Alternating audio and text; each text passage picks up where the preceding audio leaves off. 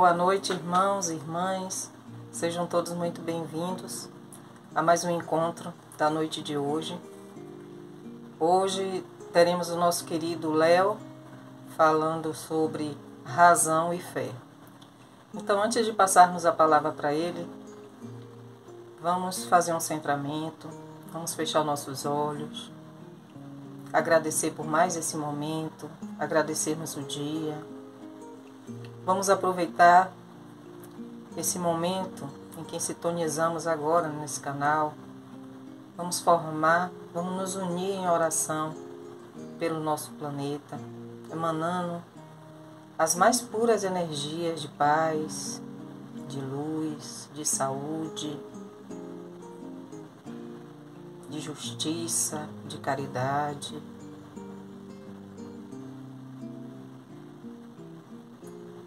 Que saia de nossos corações, juntando a demais corações, formando uma corrente energética de vibrações positivas para o nosso planeta. Gratidão. E vamos passar a palavra para o nosso querido Leonardo. Muita paz. Olá pessoas, tudo bem? Eu sou Leonardo Silveira. Feliz ano novo, né? Chegamos aqui, rompendo várias barreiras nesses últimos anos super mega desafiadores. Que bom que estamos aqui. Enfim, que seja um ano melhor, que seja um ano doce, o mais doce, e supondo que não seja tão doce assim, que tenhamos recursos ou que possamos enxergar os recursos para nos tornarmos o mais doce possível diante do que quer que venha em termos de desafio no ano de 2022. Mas eu realmente desejo que ele seja pelo menos um pouquinho mais doce do que 2021, porque a gente está meio que carecido, meio que precisando. Então, vamos pelo menos, quando nada, fazer votos para que assim seja. E nessa nossa conversa de abertura do ano, falaremos sobre razão e fé a partir da análise de Martins Peralva, né, onde ele faz um estudo sobre o Evangelho. E ele utiliza dois personagens bíblicos para poder traçar, digamos assim, um confronto, ou realçar a diferença, entre dois modos de se estruturar a fé. Um primeiro personagem, um personagem mais conhecido da maioria das pessoas, que é um personagem bíblico clássico, né, do Velho Testamento, que é Abraão, aquele mesmo que foi dito que ele teria, uma descendência equivalente às estrelas do céu, e aquele mesmo, que aquela passagem clássica e bem polêmica, que ele coloca o próprio filho, em holocausto a partir de um suposto pedido divino. E Estevão, que é um outro personagem que não é tão conhecido, porque na Bíblia oficial, tradicional, na que chegou e que foi popularizada entre nós, não se fala muito de Estevão, mas que para a comunidade espírita ele é bem mais conhecido, a partir da obra de Emmanuel. E ele é considerado o primeiro mártir cristão, e foi justamente o primeiro martirizado a partir, do primeiro grande, entre aspas, inimigo cristão, assim, oficializado, digamos assim, que foi Saulo, que mais tarde seria o apóstolo dos gentios, mudou a vibração, a chave, aquela mesma impetuosidade que ele utilizou para poder perseguir o cristianismo, por entender que era uma espécie de deturpação da lei mosaica, né, de corrupção da lei mosaica. Com aquele mesmo fervor e arrobo, ele utilizou para propagar então os princípios cristãos no mundo pagão. Enfim, Estevão, ele é utilizado também como um outro modo de estruturar a fé por Peralva. E é isso que a gente vai analisar um pouco hoje e ver o que cada um simbolizaria na sua trajetória. Então você tem Abraão, que era um patriarca, né, de uma sociedade arcaica, que vivia na terra dos caldeus, e era um homem fortemente vinculado ao seu grupo. Peralva começa analisando por aí, né? Então era um homem vinculado a um microcosmo social muito específico, né? Então ele tinha o seu agrupamento, ele vivia no campo, dedicado a uma rotina de pastor com seus rebanhos, ovelhas, bois e jumentos. Era um homem da terra vinculado à sua parentela. Então ele tinha ali aquele compromisso parental, e a partir, digamos, dos deslocamentos divinos proposto para aquele espírito, ele começa a viver experiências que vão tensionando de tal forma a ampliar os seus vínculos, né, a perceber que a sua parentela ela não se restringia àquele agrupamento familiar, mas que ela poderia ser muito mais numerosa, com uma descendência incontável como as estrelas, e que nós, espíritas, entendemos isso como uma metáfora para assinalar uma transição de pensamento, de forma de pensamento. Então, no pensamento ainda circunscrito a uma localidade do pensamento tribal, para um pensamento mais amplo, mais universal, entendendo que os vínculos eles não se restringem aos vínculos da casta ou da cultura, né? Mas que existe, digamos, um chão comum maior que nos hermana, que é o fato de sermos filhos da divindade, de todos sermos espíritos em processo evolutivo, que começamos simples e ignorantes e vamos, através das vivências, das diversas vivências encarnatórias e reencarnatórias, transitando entre o mundo espiritual e o mundo físico, a gente vai se assenhoreando da nossa condição espiritual e vai começando a perceber melhor o mundo, né? Nós compartilhamos deste chão, compartilhamos de que saímos de um chão de ignorância ao perceber a nós o mundo e a própria divindade, de ignorar como nós somos, funcionamos, de ignorar o nosso papel dentro dessa engrenagem cósmica, né, universal. E à medida que vamos vivendo, vamos evoluindo. Então, a trajetória evolutiva nos hermana, a condição de humanos nos hermana, de humanos que começam em mundos primitivos e vão se depurando a condição de existência até alcançar os mundos, né, de alta condição emocional e intelectual, né, os chamados tradicionalmente de mundos celestiais, mas é isso, são espíritos onde amam muito, onde entendem muito, onde compreendem muito, onde, né, são profundamente vinculados uns com os outros. Então essa trajetória de uma experiência mais rudimentar, mais primitiva, mais inicial, para uma experiência, né, mais ampla, né, esse deslocamento, Peralva utiliza como referência esses dois espíritos, né, Abraão e Estevão, e ele vai dizendo por que cada um simboliza, né, esses estágios, né, diferentes de viver a relação com a divindade, mas que ao mesmo tempo fazem parte de um contínuo, né, de um processo.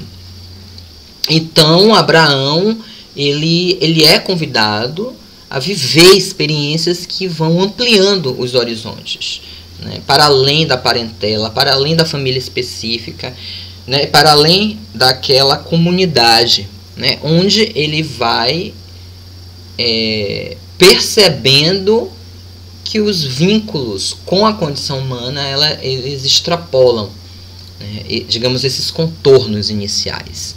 Não é que eles não sejam importantes, não é que eles sejam menos importantes, é que o vínculo vai mais além, né? Isso não é, digamos assim, esses contornos eles não existem para produzir barreiras ou para serem colocados como um limite na nossa capacidade de vinculação com o humano. Pelo contrário, são contornos necessários para a gente começar a experimentar a relação com o outro, a própria relação com a divindade, um entendimento melhor do nosso próprio percurso. Então, o contexto familiar, o contexto da comunidade mais local, ele tem esse valor, né? Um valor mais infra. É um dinamismo que nos possibilita exercitar a nossa relação com o outro, com nós mesmos e com a divindade. À medida em que a gente vai experimentando ao longo dos processos reencarnatórios, esse ciclo ele precisa aumentar, ele precisa ampliar. Daí a possibilidade dos espíritos que estão bem avançados no seu percurso evolutivo amarem de forma mais vasta, mais ampla, terem mais compaixão, terem mais empatia, terem mais respeito, contribuírem mais com o processo de crescimento do outro, mesmo que esse outro não seja necessariamente um amigo mais próximo, um próximo mais próximo, né? Que seja um irmão, uma mulher, um filho, mas essa capacidade de amar dilatadamente. E Abraão ele começa a experimentar isso, a sair desses contornos mais iniciais, mais primários, mais restritos, em busca de uma outra perspecção, de outra percepção de religação com o divino e de relação com os outros, né, com os seus pares, com os seus semelhantes. E aí Peralva nos traz que o cristianismo não cabe numa redoma. Ou seja, ele não é... Ele mais que uma religião específica, ele é um processo de religação com o divino, né, que aponta para uma lógica, né, de correlacionar os espíritos universalmente. Não que todos sejam iguais, simétricos, mas há uma parentela, mesmo que cada um tenha sua singularidade, seu traço cultural, mas estabelecer uma relação dos humanos com a divindade, uma relação de irmandade, né? Há um chão comum onde todos somos os filhos da divindade, todos nascemos da divindade, né? E todos, de alguma sorte, retornaremos a ela. Então, o cristianismo estabelece como princípio maior esse princípio de amor universal, que é vivido de forma local, que é experimentado de forma local, singular, contextualizado, histórico, mas à medida em que a gente vai dilatando essa capacidade de amar, fica mais perceptível as relações e as inter-relações que existem do humano com o humano, esteja ele encarnado ou desencarnado, esteja ele nascendo fisicamente numa determinada localidade, com determinada cultura, esteja ele vinculado a determinada etnia, esteja ele vinculado a determinado gênero, esteja ele vinculado a determinada faixa evolutiva, mas ele não está circunscrito a isso, né? Pela sua própria condição humana, ele também está vinculado com outras etnias, com outros gêneros, com outros estágios evolutivos. Então, há uma irmandade, há um chão comum que nos conecta, por exemplo, tanto a espíritos que hoje vivenciam uma condição evolutiva mais primitiva, como espíritos que estão na condição celeste. Então, existe um fluido universal e uma condição de humanidade, mesmo que haja diversos níveis de singularidade, mas há um chão comum que nos liga, que é o fato de sermos espíritos encarnantes, reencarnantes, nascidos dessa divindade, imergidos nesse universo infindável, e que comungamos de uma trajetória comum, que é a trajetória evolutiva. Cada um vivendo de forma específica, mas o chão comum é esse. Todos saem ignorantes e retornam à divindade, potentes, latentes, profundamente amorosos e sábios. E ele traz que isso fica mais claro e mais perceptível na estrutura de Estevão. Porque a estrutura de Abraão é uma estrutura que já evidencia esse deslocamento de uma coisa mais restrita para uma relação, para sentimentos, para percepção e para sentidos mais amplos de conexão entre os humanos. Quando nós, digamos, nos debruçamos sobre a trajetória específica de Estevão, percebe-se que há nesse espírito, né, já a partir dessa experiência encarnatória, um salto qualitativo, né, numa experiência muito mais madura com o próprio divino, né, tanto que Peralva traz como um exemplo, né, uma mostração dessa maturidade, é justamente que não se trata mais de provar fidelidade com a divindade sacrificando o próprio filho, mas sacrificar-se a si mesmo. E se a gente for pensar, não de uma forma literal, mas de uma forma mais, digamos, metafórica, olha, sacrificar um filho não necessariamente tem que significar levar um parente, né, um descendente direto, biológico, digamos, ao holocausto. Mas se a gente, digamos assim, tornar mais abstrato ou transformar, né, esse elemento em um elemento metafórico, de repente, poderíamos supor, pensar que esse sacrifício de um filho em nome de uma divindade não necessariamente precisa ser um filho biológico, mas assim, o sacrifício, né, de algo que pertence à sua estrutura, né, psíquica, ao seu ego, né, a uma percepção inerente àquele momento da sua condição existencial, né, que é um momento onde já há um despertar psíquico mais consciente para conectar-se com a divindade, mas ao mesmo tempo ainda há vasta ignorância. Então nesse momento o espírito diz, não, tem algo que é maior, que enxerga além de mim, e eu quero estabelecer uma relação de confiança, mesmo que eu não entenda conscientemente todo esse processo. E à medida em que eu coloco as coisas mais importantes e mais caras para mim, como idealmente um filho pode ser, nas mãos dessa divindade que eu não entendo completamente, que eu não compreendo completamente, esse exercício de entrega tão absoluto, ele já mostra, né, essa tentativa de estabelecer com a divindade uma relação de profunda fé, né, de profunda comunhão, a ponto de você sacrificar, digamos assim, aspectos da sua estrutura psíquica, filhos, entre aspas, em nome dessa consubstanciação, né? Em nome dessa conjugação, em nome dessa vinculação com a divindade. Então aí você já tem uma outra ideia, além de você dar, assim, matar seu filho porque um Deus mandou. É uma coisa, ela é muito mais psíquica que física, né? Ela é muito mais abstrata, ela é muito mais, né, complexa. Já Estevão, ele, em nome da fé que ele estabelece com a divindade a partir do Cristo, e da convicção na sua fé, ele não titubeia diante de enfrentar o que for necessário para edificar essa fé. Quer dizer, já tem, digamos, uma postura espiritual mais consciente, então ele já entende melhor a sua condição espiritual, o seu vínculo, né, a sua vinculação com a divindade, a ponto de não temer a morte. Né? Ele é condenado por apedrejamento por não conjurar o cristianismo, que era visto, né, pelos hebreus, né, ortodoxos como, digamos, uma corrupção religiosa da fé, né, historicamente original deles, né, da lógica mosaica, da forma como eles entendiam a lógica mosaica. E para a lei da época, né, era um crime, né, você ir contra certos princípios mosaicos, e ele pagou este preço. E quando ele descobre que quem articulou tudo aquilo, né, quem, digamos, liderou todo o processo foi o futuro noivo da sua irmã,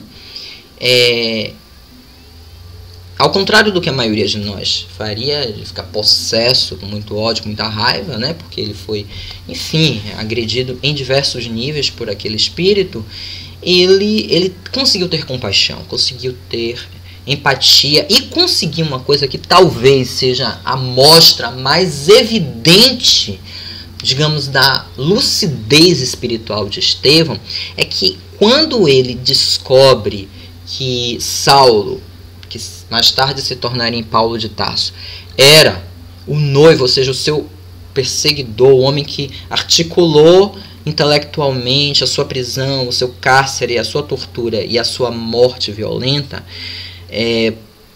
era o homem que iria casar com sua irmã.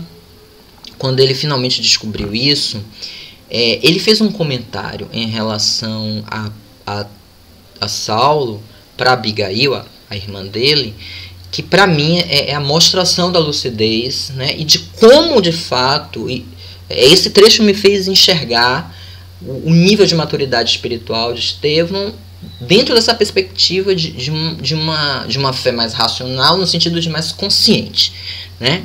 E profundamente vinculada em um vínculo consciente mesmo, assim, ele sabia o porquê que ele estava fazendo o que ele fazia, e aquilo era uma escolha estruturada.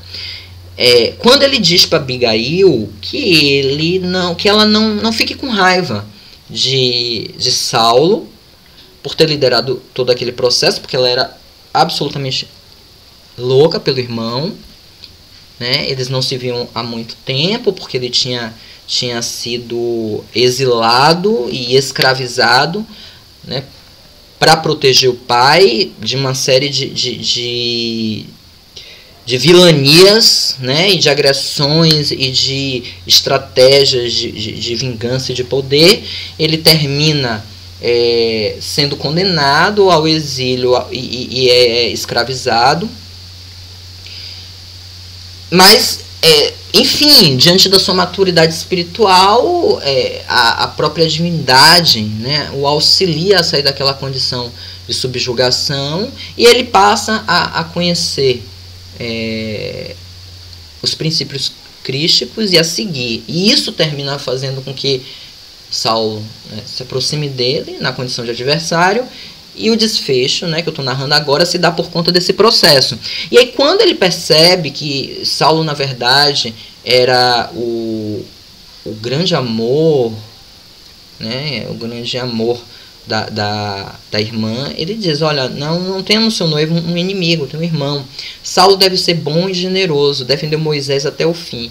Quando conhecer a Jesus, servi-lo-á com o mesmo fervor, ser para ele a companheira amorosa e fiel. Então, a um primeiro momento parece muito ingênuo, e muito tolo, e muito pouco provável. Mas, gente, ele descreveu Saulo na minha percepção.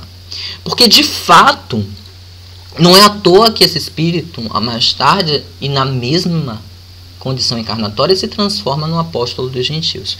Porque ele não era um espírito perverso, ele era um espírito radicalizado, ele era um espírito ainda violento, mas não era uma violência primitiva, não era uma violência, havia até certa vaidade, mas de fato ele acreditava estar protegendo a fé dele, ainda que de forma violenta, e ainda que existisse egoísmo, mas não era um espírito deliberadamente, ele não fazia aquilo por ganância, nem por prazer em ver o sofrimento, mas por endurecimento e ignorância. E, de fato, a mesma energia, né, que Saulo perseguiu o cristianismo, achando que era uma coisa ruim para, digamos, a trajetória espiritual que ele acreditava e que ele defendia, que ele tinha sido formado e vivido, com o mesmo ímpeto, ele, quando se converte, ele protegeu e divulgou o cristianismo, com a própria vida, inclusive. E é claro, o que muda é o nível de amadurecimento desse espírito e a redução, né, da sua vibração violenta. Mas é isso, né? Essa centelha que Estevão consegue vislumbrar, e não é à toa que ele se torna o mentor espiritual, um dos mentores, junto com Abigail, um dos mentores espirituais de Paulo de Tarso. Porque, de fato, existia uma vinculação profunda entre esses espíritos, um conhecimento profundo. Eles estavam reencarnados no mesmo momento, vivendo condições diferentes, olha, singulares, mas havia algo que os irmanavam, que não era só a condição de espíritos vindo da divindade, mas com certeza eram espíritos que já tinham construído coisas em outras vidas juntos, e não é à toa que o caminho deles se traçaram de forma tão próxima, tão íntima, e que Estevão tenha se convertido no mentor espiritual dele, né? Então, realmente, Estevão já simboliza um homem para lá de Bagdá, senhores e senhoras. Assim, um homem que não sou eu, talvez não seja você hoje, né? Com fé em Deus seremos no futuro, mas é um homem do futuro. Pelo menos para a nossa condição humana que vivemos hoje. É um homem que já tem uma capacidade de pensar e de sentir muito dilatada, muito estruturada, muito sábia e muito amorosa. E é isso que o torna um símbolo de um estágio evolutivo de maturidade, ou seja, é a construção de uma relação com o divino fundamentada numa fé racional. Mas ela não é só racional, porque ela é pura racionalidade, mas ela é, digamos assim, uma fé consciente, talvez seja o melhor termo, né? Porque nós temos coisas no humano que são da razão e coisas que são, né, que não são da razão, que são da emoção. Mas um espírito evoluído, ele possui essas duas estruturas, mas as duas estruturas são muito equilibradas. Né? As duas estruturas da emoção e da razão, elas são interdependentes, como na gente também é, mas elas não são polarizadas, como é ainda na nossa condição espiritual, comumente. Comumente a gente vê na nossa condição. Então, esses espíritos, eles já têm uma consciência do que eles são, uma conexão com a divindade e uma compaixão tão profunda com os outros humanos que tanto a perspectiva racional, cognitiva deles, quanto a forma como eles sentem o mundo é diferente. E realmente é mais consciente, é mais organizada, é mais estruturada, é mais amorosa. Então, Abraão simboliza já o início desse processo, né? Quando o homem começa a se tornar um espírito de boa vontade, ainda que mergulhado em percepções mais rudimentares do que é certo, do que é errado, do que é divino, do que é humano, do que eu sou, o que é o meu direito, o que é o direito do outro. Ainda é tudo muito rudimentar, mas já há uma boa vontade, já há um desejo de melhorar, já há um exercício de comunhão e um exercício de fé, né? De uma perseverança para se estabelecer uma religação com o divino mais qualificada e uma relação com o humano também, né, mais qualificado, mas ainda muito envolto pela ignorância que nos assinala nas nossas primeiras caminhadas evolutivas. Já Estevão, ele tem um nível de lucidez que, quando eu digo que é para lá de Bagdá, é porque está à frente do nosso tempo, da nossa condição, a gente já consegue pensar sobre isso, mas não é fácil para a gente viver e sentir isso, né? Então, é por isso que ele está para além da nossa condição, e é por isso que Martins Peralva o utiliza como uma referência do homem do futuro, né? do espírito terráqueo do futuro. E é isso. Eu acho que é uma reflexão bem pertinente, porque a gente está iniciando o ano, né? Estamos iniciando o futuro que chamamos de 2022. Então, eu acho que a proposta é pensar onde nós estamos, entre esses dois, digamos, faróis, né? Esses dois modos de se vivenciar a condição espiritual. E eu acho que o convite é nos localizarmos, né? Cada um se localizar. Não sou eu te localizar, nem você me localizar, mas cada um se localizar e perceber como podemos, né, qualificar essa condição espiritual ao longo do ano de 2022, né, nos aproximando o máximo que pudermos, né, ainda que não tenhamos a maturidade necessária para sermos um Estevão, mas que possamos ser pelo menos, em alguma medida, um Abraão, né, não sacrificando literalmente filhos, não, pelo amor de Deus, em nome da divindade, porque isso é fé fanática, certo? Mas assim, estabelecendo uma relação de confiança tão profunda, tão próxima, a ponto de sacrificarmos não pessoas, não o outro, não filhos, e nem mesmo literalmente o nosso corpo, mas de sacrificarmos sombras, que já temos condições de sacrificar na nossa própria alma. Na medida em que fazemos isso, nos iluminamos, e nos iluminando, nos aproximamos e nos religamos com melhor qualidade, né, a divindade, e assim nos tornamos mais próximos desse homem do futuro. Que assim seja. E agora, meus irmãos, depois dessas reflexões do nosso querido Leonardo, vamos nos preparar para o nosso atendimento espiritual. Fechemos os nossos olhos. Elevemos o nosso pensamento a Jesus, a Mãe Maria, aos guias, mentores,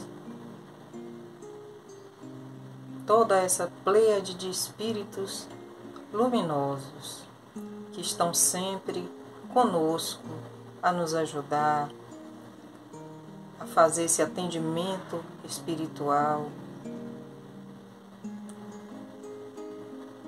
Vamos nos entregar a esse momento. Tenho certeza que cada um já deve ter separado a água, já deve estar na posição que costuma fazer. Façamos com fé. Façamos com entrega que esse momento pede. E os irmãos, amigos espirituais, atendentes fraternos, vão chegar mais próximos a nós, retirando todas as energias deletérias, todo o cansaço. Respire, sinta a sua respiração, sinta o ar entrando e saindo das suas narinas. Perceba o seu corpo, sinta a presença amiga desses irmãos que estão fazendo a limpeza espiritual. Inspire, relaxe. E eles vão fazendo a limpeza chakra por chakra, limpando nossos corpos físicos e espirituais.